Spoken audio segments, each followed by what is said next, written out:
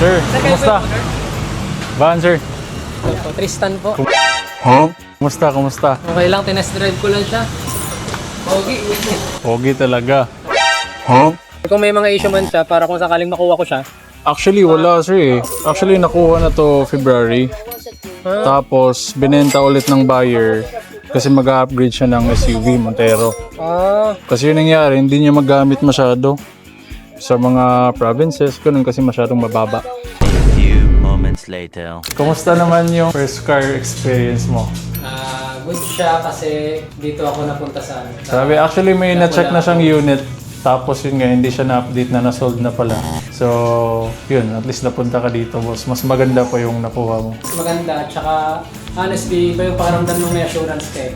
Yung may assurance ka sa kukunin mo kasi though second hand siya, kasi subjective siya eh. Paano sa akin, yung first car ko siya eh. Kaya correct. naghahanap ako ng something na may panghawa. Sigurado rin, no? Sigurado ako na may naman. Alright. Sige sir, thank you so much. Congrats sa first car mo. Grabe. Sarap.